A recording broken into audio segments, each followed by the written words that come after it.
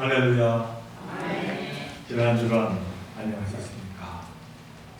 오늘은 예수의 오심을 기다리는 대림절 세 번째 주일입니다. 우리 힘으로는 도저히 이룰 수 없는 구원을 허락해 주신 주님의 크신 은총이 여러분과 여러분 가족이 충만하시기를 간절히 축원드립니다. 몇 년 전에 벌어진 일입니다만 미국의 뉴욕에서 영국 런던으로 가는 비행기에서 한 남자가 옆자리에 앉은 여자에게 자리를 옮겨 달라는 요구를 일방적으로 한 일이 일어났습니다. 터무니없는 요구였지만 남자는 종교적인 이유를 들어 고집을 굽히지 않았습니다. 결국 여자는 자리를 옮겨 앉아야 했습니다. 그런데 알고 보니 그 남자는 부인이 아닌 여자와 옆에 앉지 못하도록 규정한 율법을 지키려는 초정통파 유대 교인이었습니다. 이처럼 유대교인 가운데서도 아주 보수적인 초정통파 유대교인들은 때로는 자신의 율법을 지키기 위해서 터무니없는 주장을 간혹 한다고 합니다. 그래서 그만 비행기 출발이 지연되는 경우도 많이 생기고 또 골치 아픈 일들이 일어난다라고 하는 것이죠. 이 유대교인들이 이처럼 율법을 철저히 지키는 전통은 예수님 당시를 불러두고 21세기 지금까지 지나칠 정도로 계속이 되고 있습니다. 그래서 이 초정통파 유대교인 노동자들은 이방인들이 사용하는 건물에서는 절대 일을 하지 않고 또 이 홀로코스트로 희생된 600만 유대인의 재건을 목표로 삼아서 이 유대교 여성들은 10대에 결혼을 하고 평균 10명 이상의 자녀를 낳게 한다는 것이죠. 도저히 우리로서는 이해하기 힘든 일이 아닐 수가 없습니다. 예수님도 율법에 대해 의식하는 이 바리새인들의 태도를 크게 질타하셨습니다만 이처럼 지나치게 독선적으로 율법 준수를 고집하는 이 유대인들로 인해서 크고 작은 사회적인 문제가 벌어지고 있는 현실입니다. 그러나 이 유대교인들이 이처럼 율법을 철저히 지키려고 노력하는 것이 단지 이처럼 부정적인 모습만으로 나타나는 것은 아닙니다. 사회에 끼친 긍정적인 영향 또한 있다라고 하는 것이죠. 우선 이들은 무엇보다도 모세의 10계명에 너무나도 철저하다 합니다.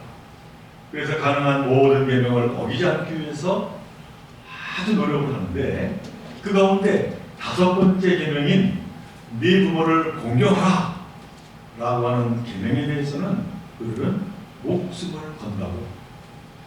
그래서 자녀된 자는 최선을 다해서 이 부모를 공양한다는 것이죠.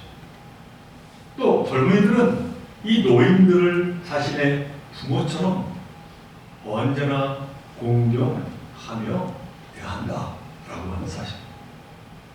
그리고 그들은 율법에 따라 어려운 처지 나그네 그들에게 아낌없이 도움을 나눠준다는 것입니다.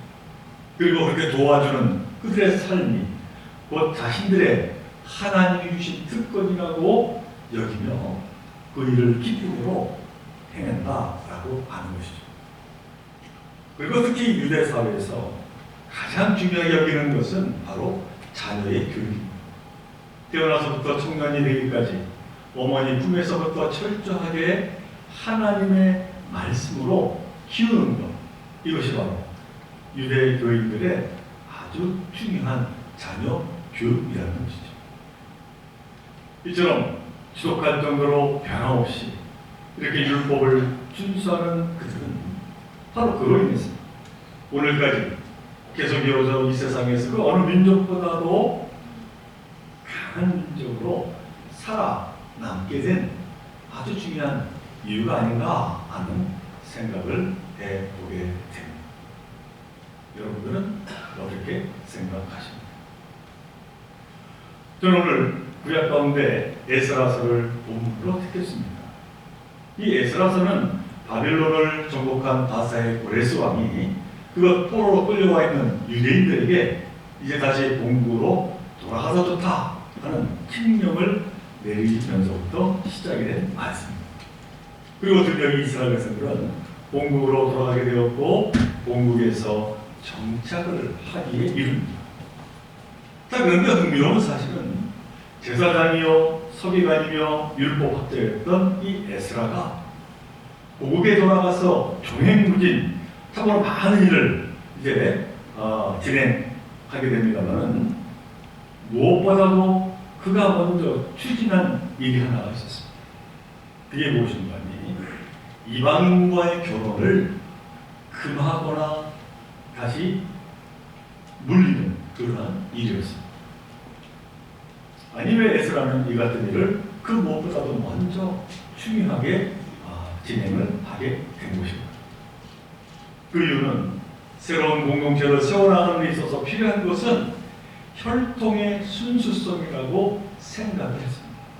그래야만 신앙의 순수성도 유지할 수 있고 그 기반 위에서 이제 이 나라가 굳건히 서게 된다. 그렇게 확신을 했기 때문입니다. 그리고 무엇보다도 이 백성의 모범이 되어야 할 제사장들 레위인이 오히려 앞다투어서 그것 이제 바벨론에서 이방인과 결혼해 왔다 라고 하는 그 사실을 돌이키지 않으면 미래가 없다. 그러면 그렇게 에스라는 그렇게 생각을 하고 이 일을 강력하게 추진을 하게 되었다는 것입니다.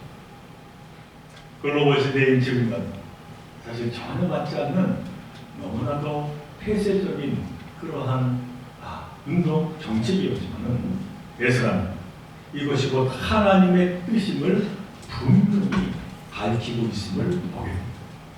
에스라서 10장 10절로 11절의 말씀. 제사장 에스라가 일어나 그들에게 이르되 너희가 범죄하여 이방 여자를 아내로 삼아 이스라엘의 죄를 더하게 하였으니 이제 너희 조상들의 하나님 앞에서 죄를 자복하고 그의 뜻대로 행하여 그 지방 사람들과 이방 여인을 끊어버리라. 한마디로 하루속히 이방 아내와 갈라서라는 말.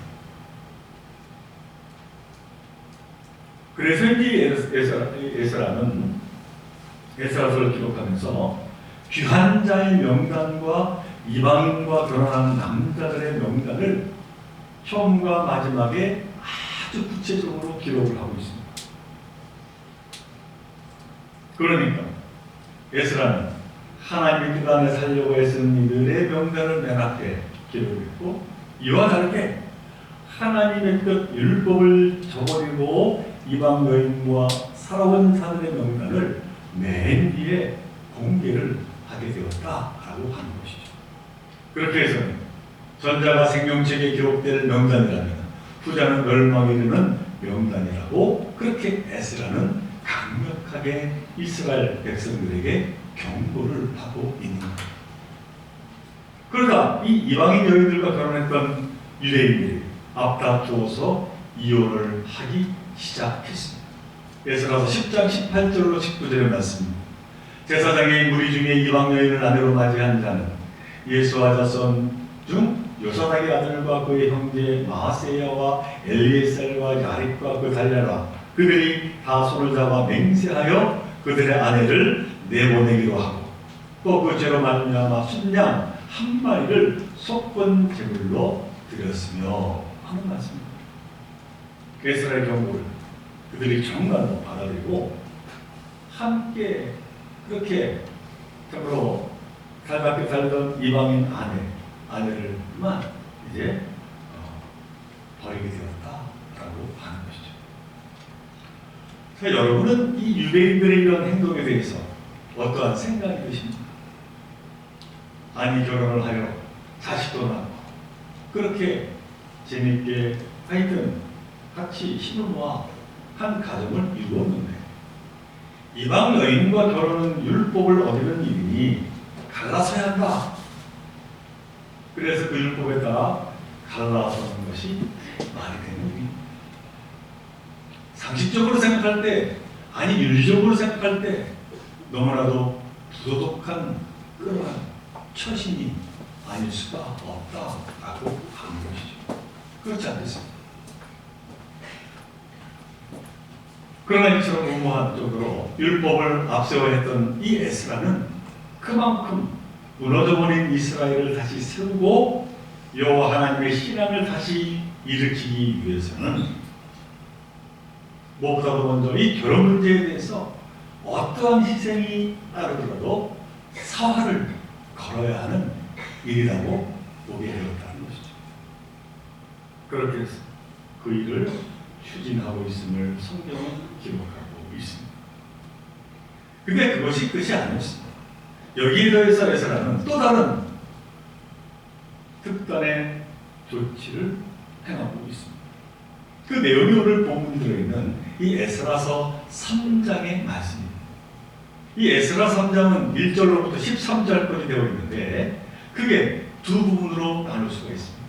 첫째 부분은 오늘 함께 읽은 본문 1절에서 7절까지의 말씀으로 제단을 쌓고 하나님 앞에 제사드린 내용이 기록되어 있고, 그리고 둘째 부분 8절부터 13절까지의 말씀은 성전의 건축을 시작하는 내용이 기록이 되어 있습니다. 그리고 첫 번째 부분인 1절부터 7절 가운데 그 안에 6절까지는 바빌론 보로지에서 귀환한 백성들이 모여서 제단 쌓고 초막 번제를 드리는 장면이 기록되어 있고, 7절 한 절 성전 재건 공사를 위해서 이제 목수를 모으고 또 나무 자리를 모으는 그 내용이 기록이 되어 있습니다. 자, 그런데 이 같은 본문의 내용은 우리가 이렇게 읽어보면 별로 눈에 띄는 특별한 내용이 없는 것 같습니다. 제사 드리는 것과 재건축을 위해서 준비하는 일, 그냥 그 일이기 때문에 너무나도 당연한 듯한 그 내용. 근데 바로 그 내용 안에 에스라가 강조하고 또 강조하고자 한 너무나도 중요한 일이 그 안에 기록되어 있다라고 하는 사실이죠. 그리고 특별히 이스라엘 백성들에게 참으로 중요한 교훈을 주고자 했음을 우리는 이 말씀 안에서 깨달아 알아야 한다라고 하는 사실입니다. 아마 여러분은 어렸을 때 도화지의 집을 이렇게 그리라고 하면 어디서부터 집을 그려나왔습니다. 한번 기억을 해보시기 바랍니다. 분명 우리는 지붕부터 그리고 다음에 옆 기둥을 세우고 바닥을 그리고 마지막에 창문 하나 이렇게 그렸을 겁니다. 지금 아이들도 대부분 그렇게 집을 그린다고 합니다. 아마도 위에서부터 그려야 하기 때문일 겁니다. 그런데 실제로 집을 지을 때 기초를 먼저 놓고 기둥을 세우고 맨 마지막에 지붕을 올려야 합니다. 이런 기본 중에 기본입니다. 그 누구도 어렸을 때 그림 그리듯이 집을 짓지는 않습니다. 그런데 의외로 많은 사람이 자신의 삶을 세워갈 때 이 어릴 때 그렸던 그림을 따라한다라고 하는 것이죠. 그래서 기초 놓는 일을 먼저 하고 중요하게 생각해야 함에도 불구하고 그렇게 중요하게 여기지 않는다는 겁니다. 될 수 있다면 화려한 지붕부터 올리려고 하고 결과에 집착하는 삶을 살고자 한다는 것이죠. 그러다 보니 어떻게 됩니까? 바람이 조금만 불어도 그만 공든탑이 무너지고 마는 이런 기초가 튼튼하지 않기 때문입니다. 그러나 오늘 본문을 보면은 무엇보다도 먼저 기초를 든든히 놓는 모습을 우리가 만나게 됩니다. 그 모습이 무엇입니까? 그것은 성전 재건을 하는 데 있어서 이 귀환한 백성들이 성전의 건물부터 지은 것이 아니라 하나님께 제사 드리는 일부터, 다시 말하면 예배 드리는 일부터 시작했다라고 하는 사실입니다.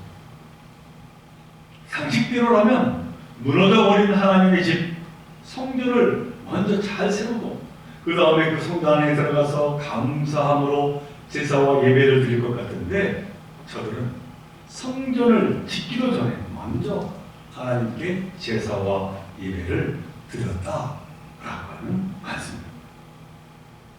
이전에 에스라가 이스라엘 백성들 향하여, 그리고 지금 저와 여러분에게 주고자 하는 그 교훈이 무엇인지를 우리는 보게 되는 겁니다.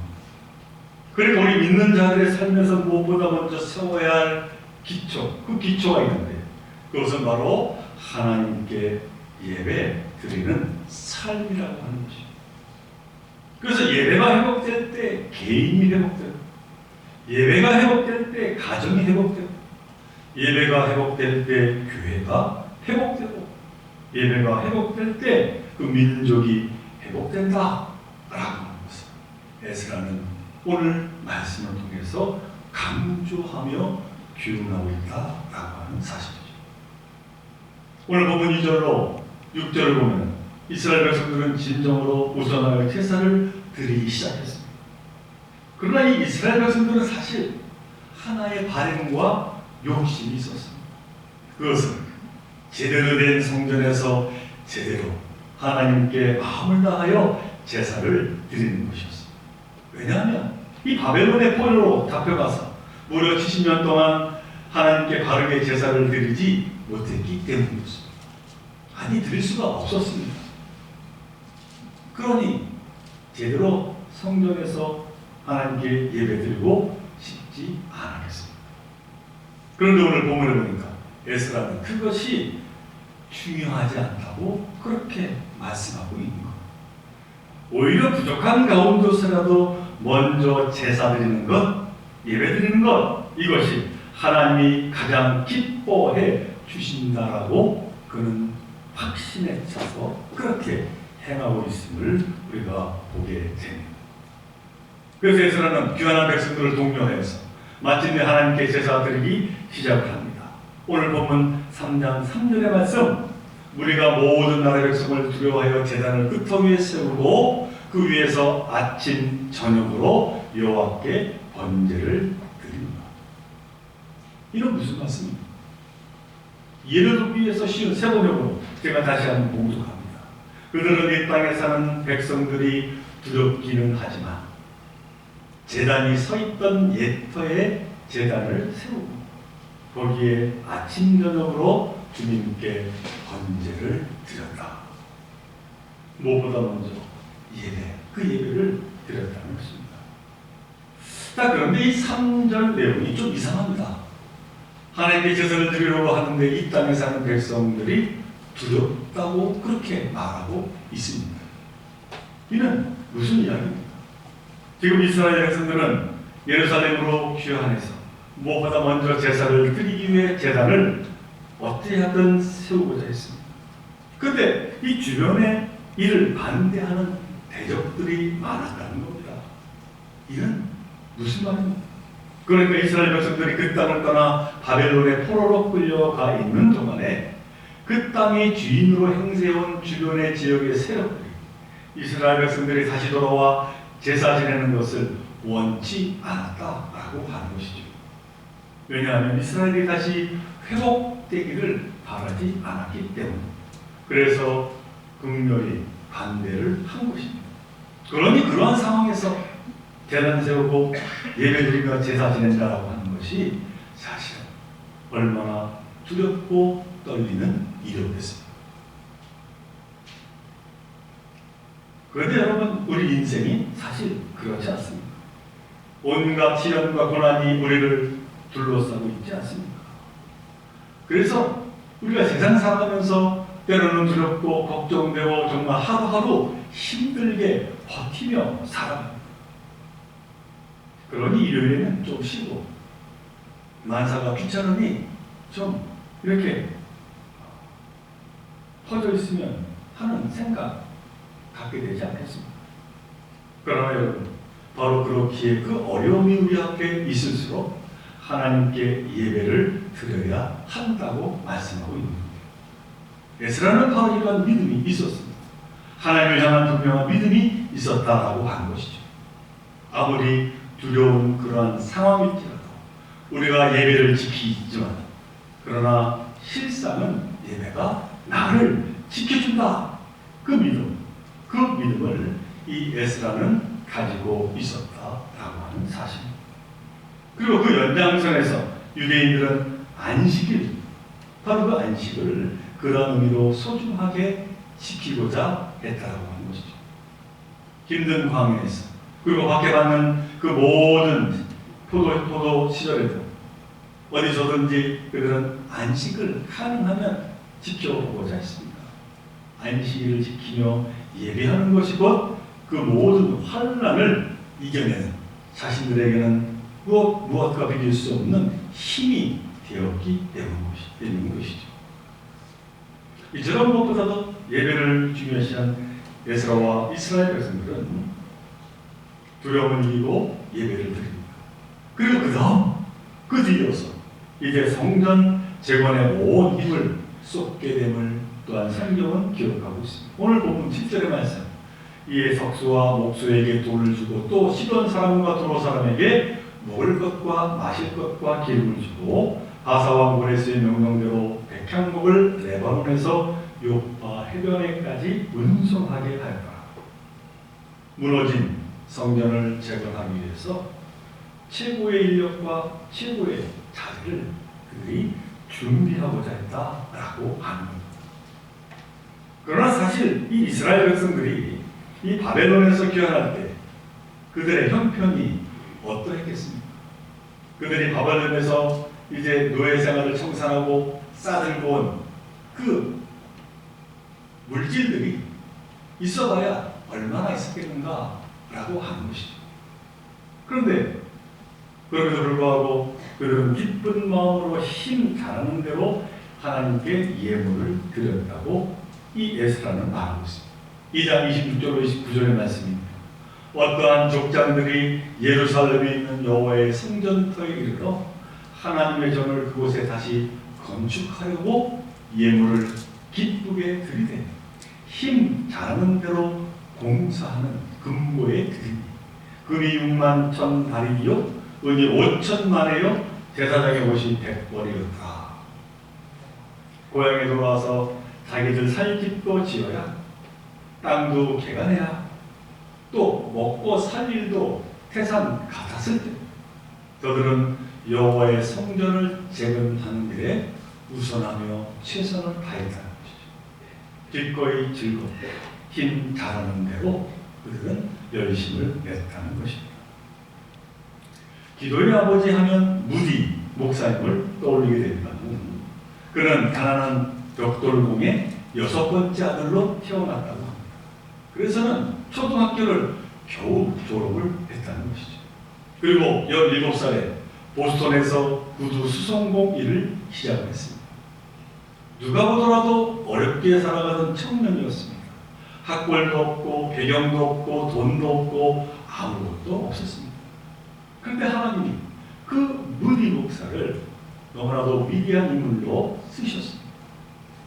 훗날 기자가 이 무디 목사를 찾아와서 이렇게 성공적인 삶을 살아가게 된 그 비결이 무엇입니까? 그러나 이 무디 목사는 이렇게 대답을 했다는 것이죠. 제가 성공할 수 있었던 비결은 어머니로부터 물려받은 신앙의 유산 때문입니다.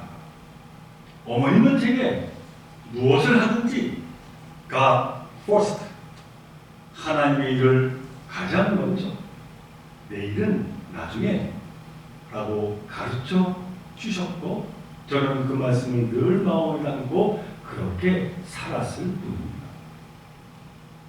내가 하나님의 일을 했더니 하나님께서 내 일을 더 크게 세워주셨고 내가 하나님의 집을 세웠더니 하나님께서 더 큰 집을 나에게 허락해 주셨다는 것이죠. 사랑하는 우리 종교 성도 여러분, 한 해의 마지막 달인 12월을 맞이하면서 여러분의 삶을 되돌아볼 때 가장 중요하게 여기며 살아오신 것이 무엇입니까? 이 이스라엘 백성들은 바벨론에서 노예로 고생하다가 본국으로 돌아와서 제일 먼저 행한 것은 하나님께 예배 드리는 것이었습니다. 지금까지 지켜주시고 보여주신 하나님께 마음을 다해 감사와 찬양을 올려드린 것. 그리고 그들은 내일보다 먼저 하나님의 일에 앞장을 섰습니다. 그들은 우리가 예배를 지키지만 실상은 예배가 우리를 지켜준다는 그 믿음을 잃지 않았습니다. 내가 하나님을 일을 했더니 하나님이 내 일을 해주셨다 하는 그 믿음의 고백으로 살아왔다는 것이죠. 사랑하는 종교 성도 여러분, 이러한 믿음을 세워나가시기를 간절히 바랍니다. 그럴 때 하나님, 여러분이 원하는 것보다 더 큰 축복을 내려주실 줄로 믿습니다. 대를 맞이해서 이 같은 은총의 삶을 이루어가고자 결단하는 저와 여러분들 모두가 되시기를 주님의 이름으로 간절히 축원을 드립니다. 우리 함께 기도드립니다. 사랑의 하나님, 오늘 에스라를 통해서 우리의 삶을 되돌아봅니다. 저희들 부족하고 여러 가지 여건이 어려울지라도 먼저 하나님께 예배하는 자들 되게 하여 주시기를 간절히 바라고 원합니다. 우리가 온전히 하나님께 예배할 때에 하나님께서 나를 세워주시고 내 가정을 세워주시고 우리 교회를 세워주실 줄로 믿습니다. 바로 그런데 이와 같은 결단하며 살아가는 저희들 되게 하여 주옵소서. 저희도 부족하지만 먼저 하나님의 일을 감당하고자 하는 저희들 되게 하여 주시기를 간절히 바라고 원합니다. 그런데 하나님께서 기억하시고 오히려 저희들에게 더 큰 일과 은총을 더하여 주실 줄로 믿습니다. 이와 같은 믿음의 승리의 삶을 이루어가는 저희들 모두가 되게 하여 주옵소서. 이 모든 것 간절히 바라올 때마다 우리 주 예수 그리스도 이름으로 감사하며 기도드리옵나이다.